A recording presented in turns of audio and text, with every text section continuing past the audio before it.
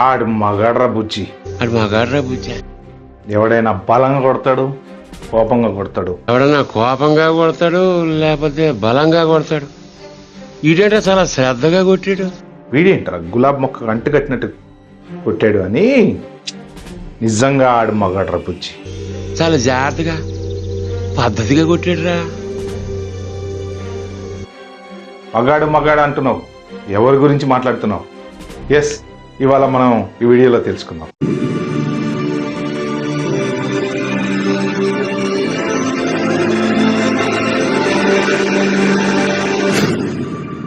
Hi hello friends, welcome to Yog stock. నా ఛానల్కి ఏమైనా ఫస్ట్ టైం వచ్చినట్టుంటే ప్లీజ్ సబ్స్క్రైబ్ చేసుకోండి. అలాగే లైక్ ఇవ్వటం మాత్రం మర్చిపోకండి. ఒకవేళ నా వీడియో కనుక మీకు నచ్చినట్టయితే మాత్రం ప్లీజ్ దయచేసి ఒక 10 మందికి షేర్ చేసుకోండి. ఎందుకంటే చాలా మంది వీడియోలు చూస్తున్నారు కానీ ఎవరు సబ్స్క్రైబ్ చేసుకోవట్లేదు.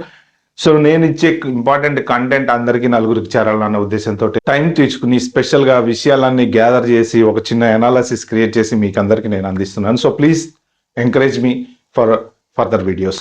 ఓకే, వితౌట్ వేస్టింగ్ టైం ఇవాళ టాపిక్లోకి వెళ్తే, ఆడు మగాడ్రా బుజ్జి. ఎవడు మగాడ్రా బుజ్జి?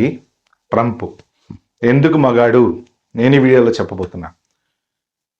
కొన్ని రోజుల్లో అంటే కొన్ని సంవత్సరాల్లో కొన్ని లక్షల జాబులు క్రియేట్ కాబోతున్నాయి. మనందరికీ అదొక గుడ్ న్యూస్. ఎలాగా అందరూ ట్రంప్ వచ్చేసాడు, ఉద్యోగాలు పోతున్నాయి, వీసాలు రిజెక్ట్ అవుతున్నాయి, అది జరుగుతుంది ఇది జరుగుతుంది, అసలు మొత్తం ప్రపంచం అంతా అల్లకల్లోలం అవుతుంది. ప్రపంచం అంతా భయపడుతున్నారు. ఎవరికి భయపడుతున్నారు? ట్రంప్కి భయపడుతున్నారు. ఎందుకు భయపడుతున్నారు మనం ఈ వీడియోలో డిస్కస్ చేసుకుందాం. ఫస్ట్ ఆఫ్ ఆల్, ట్రంప్ దేనికి ఎగైనెస్ట్ అంటే వార్స్కి ఎగైనెస్ట్.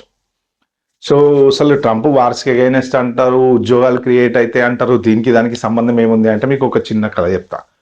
ఒకడు రిక్షా తొక్కుతా కష్టపడి ఒక 20 సంవత్సరాలు కొడుకుని చదివించి, ఆ కొడుకు చక్కగా చదువుకుని ఐఐటి కంప్లీట్ చేసిన తర్వాత వాడికి మంచి ఉద్యోగం వచ్చి ఆడ పొద్దున షోరూమ్కి వెళ్ళి బ్రాండ్ న్యూ కార్ కొనుక్కొచ్చి ఇంటి ముందుకు వచ్చి నానా ఎక్కువ అంటే నాకు నా రిక్షా బెటర్ అంటాడు. ఎందుకంటే 20 సంవత్సరాల్లో మనం రిక్షా తొక్కడానికి అలవాటుపడిపోయి అదే లైఫ్లో కష్ట సుఖాలు చూస్తూ కొడుకుని చదివించాడు. అంటే తండ్రి కష్టపడితే ఇక్కడ కొడుకు చిన్నప్పటి నుంచి కూడా తండ్రి అంత కష్టపడకపోయినా ఎంతో కొంత కష్టపడుతూ రీజనబుల్గా ఇప్పుడు ఒక మంచి లైఫ్లో ఉన్నాడు. అంటే చెట్టు అతను నాటాడు, దానికి వచ్చే ఫలాల్ని కొడుకు ఎంజాయ్ చేస్తున్నాడు అదనమాట. అంటే ఈ స్టోరీ అంతా ఎందుకు చెప్తున్నావు అంటే, ఈ స్టోరీకి నేను చెప్పబోయే కాన్సెప్ట్కి చాలా లింక్ ఉంటుందండి. మీరు దయచేసి ల్యాగ్ అనుకోకుండా లాస్ట్ వరకు వినండి.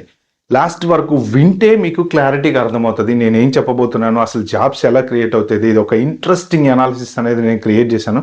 సో ఇంట్రెస్టింగ్ అనాలిసిస్ వల్ల ఎంతమందికి లాభం అనేది.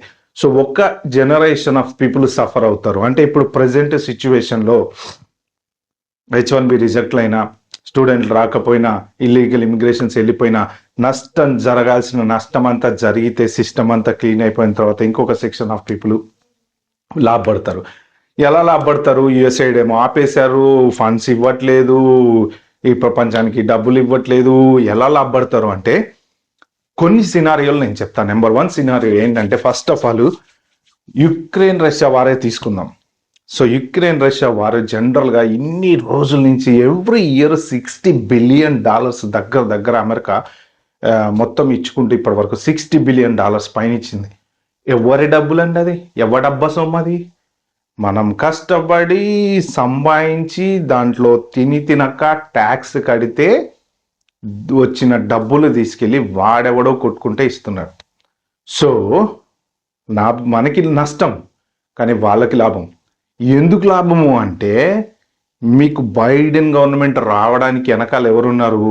ఈ ఆయుధాలు అమ్మే బ్యాచ్ ఏదైతే బిజినెస్ మ్యాన్స్ ఉన్నారో వాళ్ళంతా ఉన్నారు.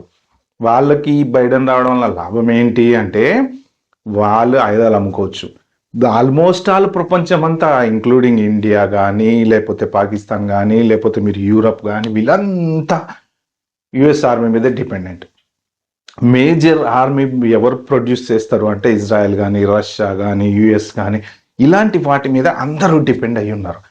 అంటే ఇప్పుడు అమెరికాకి బాగా డబ్బులు రావాలి అంటే వీళ్ళు ఆయుధాలన్నీ అమ్మాలి. ఎక్కడ అమ్మాలి? ఎవరికో ఒకడికి అమ్మాలి. ఎవరికి అమ్మాలి? ఏదో ఒక చిన్న గిప్పుల గీసి చుస్సుని ఇలా మంట పెడతారు, వాడు కొనుక్కుంటా ఉంటాడు అనమాట. వాళ్ళు యుద్ధం చేయడానికి కొనుక్కుంటారు. ఎవడైతే వేరే కంట్రీ వాడు వాళ్ళకి సపోర్ట్ చేయడానికి ఉంటాడో వాడు కొనుక్కుంటాడు అనమాట. ఇప్పుడు ఫర్ సపోజ్ యుక్రెయిన్ వార్ ఉంది. యుక్రెయిన్ వార్కి ఏం జరుగుతుంది అంటే, యూరప్ నుంచి డబ్బులు ఇస్తున్నారు, యుఎస్ నుంచి డబ్బులు ఇస్తున్నారు, ఆయుధాలు ఇస్తున్నారు, అలా తీసుకోవడానికి ఏం కావాలో అది తీసుకోపో అని ఇష్టం వచ్చినట్టు ఇచ్చేస్తున్నారు. ఇవన్నీ మళ్ళీ అక్కడి నుంచే వస్తాయి.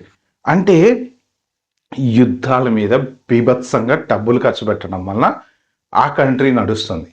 కానీ ఇప్పుడు ట్రంప్ వచ్చి ఏమన్నాడు, జెలెన్స్కీని పిలిచి, అరే భయ్యా ఏంది పరిస్థితి అత్తవాపో అన్నాడు. అంటే మనోడు అట్లెట్లా నువ్వు నాకు ఎప్పుడు డబ్బులు ఇస్తున్నావు, ఆయుధాలు ఇస్తున్నావు, నేను అట్లనే రక్షాపడి యుద్ధం చేస్తా అది ఇది అంటే ట్రంప్ ఒకటే మాట అన్నాడు, అరే పిచ్చోడా నేనెందుకు ఇస్తా డబ్బులు, నా ట్యాక్స్ పేరు అక్కడ కష్టపడి వాడు తినక రూపాయి కట్టి నాకు డబ్బులు తెచ్చి గవర్నమెంట్ ట్యాక్స్ కడితే నువ్వు వాడు కొట్టకసేస్తే మధ్యలో నేనేం చేయాలరా, నాకేం అవసరము, మీరు కొట్టక చదవడం వల్ల నాకేం అవసరము, నేను ₹1 ఇయ్య, నీ ఇష్టం అన్నాడు. లేదు ఇవ్వాల్సిందే అన్నాడు మనోడు. సరే ఒక పని ఇస్తా, ప్రాబ్లం ఏం లేదు, ఈఎంఐ ఎప్పుడు స్టార్ట్ చేద్దాం అన్నాడు అనమాట. ఈడు కంగు తిన్నాడు ఇక్కడ మన జెలెన్స్కీ. ఈఎంఐ స్టార్ట్ చేయడం ఏంటి అంటే, సరే చెప్పు, ఇక ఇప్పటిదాకా మేము ఎంతైతే ఇచ్చినామో మొత్తం లెక్క కట్టి నువ్వు నాకు ఎప్పుడు రిటర్న్ ఇస్తావు, ఫ్రీగా ఇచ్చినాం అనుకున్నావు మేమేమన్నా, మొత్తం పైసలు నాకు రిటర్న్ ఇవ్వాలి బిడ్డ ఏమనుకుంటున్నావు అనగానే ఆడక్కడ కంగు తిని అమ్మాయి అంటున్నాడు.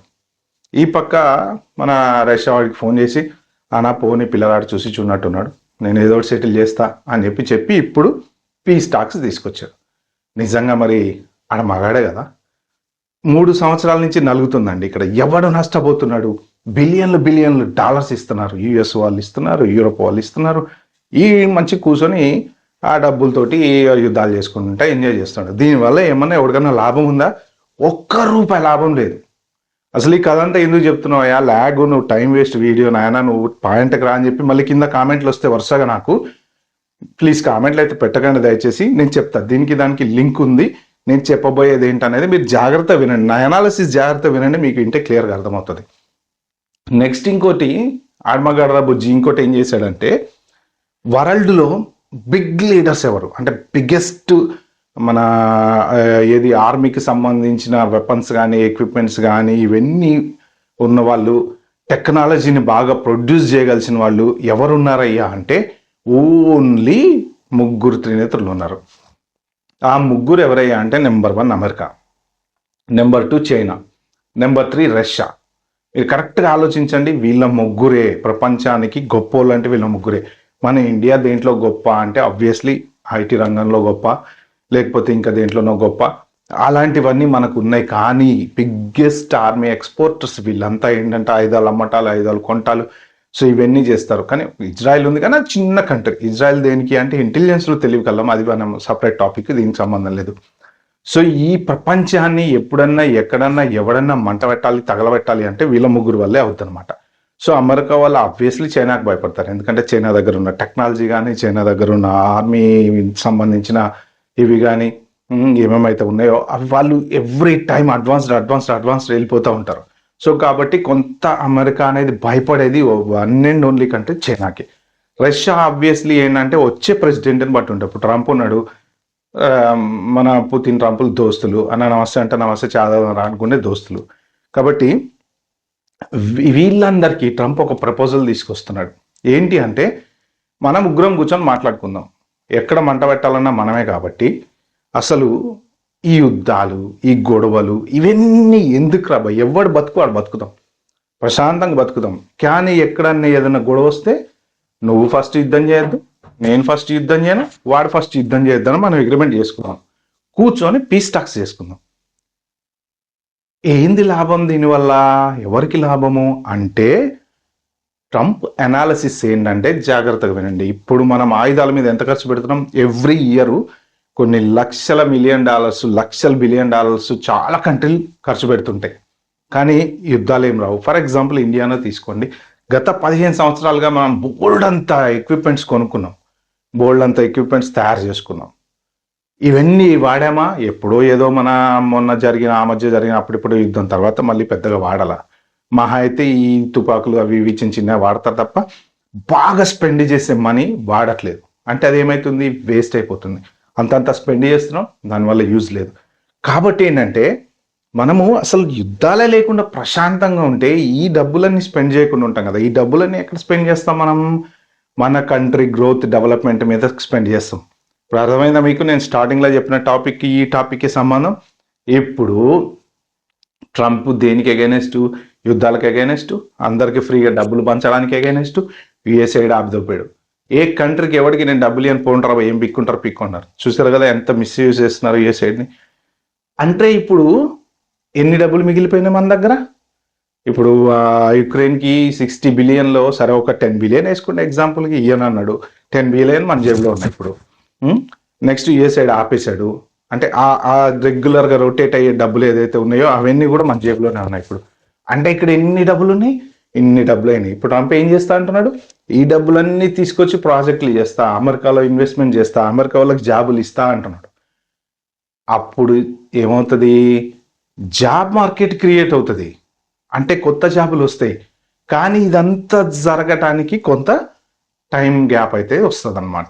ఆ టైం గ్యాపే నేను చెప్పిన రిక్షావుడు కదా, వాడు ఒక 20 సంవత్సరాలు కష్టపడతాడు, కానీ వీడి కొడుకు ఫలాలు ఎంజాయ్ చేస్తాడు. సో సేమ్ సిచ్యువేషన్ మనకు కూడా. ఇప్పుడు ప్రెసెంట్ ట్రంప్ వచ్చి సిస్టమ్ అంతా క్లీన్ చేస్తా, ఆ క్లీనింగ్లో ఆ ఊడ్చే ఊడ్పులో చెత్త పక్కకు పోయినట్టు అందులో మనం కూడా పోవచ్చు. సునామీ వచ్చినప్పుడు కొంతమంది కొట్టుకుపోయారు, కొంతమంది మిగిలిపోయారు. అలాగే ఈ జనరేషన్, ఈ పర్టికులర్ గ్యాప్ ట్రంప్ క్లీన్ చేసే దాంట్లో ఏదైతే ఉంటుందో ఈ కొంతమందికి ఉద్యోగాలు పోవచ్చు, పోయే ఛాన్సెస్ అయితే 100% ఉన్నాయి. కానీ లాంగ్ రన్లో చూసుకుంటే ట్రంప్ ఐడియాస్ మనం జాగ్రత్తగా ఆలోచిస్తే లాంగ్ రన్లో చూసుకుంటే జాబ్స్ క్రియేట్ అవుతాయి. ఇప్పుడు ఎవడెవడికైతే బయట డబ్బులు ఇస్తున్నాడో ఆ డబ్బులన్నీ ఇవ్వకుండా ఆపేసి ఓన్లీ అమెరికా, నా అమెరికాలోనే నేను పెడతా డబ్బులు, ఏం చేసుకుంటాడు? మాత్రం పెట్లో పెట్టుకుని దాచుకోడు కదా. ఆ డబ్బులు ఏం చేస్తా అంటున్నాడు? ఇన్వెస్ట్ చేయమంటున్నాడు. ప్రపంచానికి కూడా అదే చెప్తున్నాడు. అరే నాయన, మీరు పనికి వాళ్ళని వాటి మీద డబ్బులు పెట్టకంటారా, మీరు మీ కంట్రీని డెవలప్ చేసుకోవటానికి డబ్బులు పెట్టుకోండి, ఆ డబ్బులు ఇన్వెస్ట్ చేసుకోండి, చెత్త వాటి మీద ఎందుకు డబ్బులు పెడుతున్నారు అని చెప్పి వరల్డ్కి కూడా చెప్తున్నాడు అనమాట. సో ఇప్పుడు మీకు అర్థమైంది కదా. సో కంక్లూజన్ ఏంటంటే బేసిక్గా ట్రంప్ చేసే ప్రతి ఆలోచన కూడా నిజంగా దేశానికి చాలా ఉపయోగపడుతుంది. అదే ప్రతి కంట్రీ వాళ్ళు చేసి వాళ్ళ కంట్రీని కనుక డెవలప్ తీసుకొస్తే ఎన్ని జాబులు క్రియేట్ అవుతాయో. ఓకే ఫ్రెండ్స్, ఇది నేను చెప్పాలనుకున్న చిన్న అనాలసిస్. సారీ ల్యాగ్ అయితే మాత్రం నేనేంటంటే కొంచెం క్లారిటీగా ఎక్స్ప్లెయిన్ చేద్దాం అనుకున్నాను. సో ఈ వీడియో కనుక మీకు నచ్చినట్టయితే ప్లీజ్ అండి లైక్ చేయండి, షేర్ చేయండి, ఓ నలుగురికి ఫార్వర్డ్ చేయండి. అలాగే నాకు లైక్ ఇవ్వండి, సబ్స్క్రైబ్ చేసుకోండి. Thank you. See you in the next video.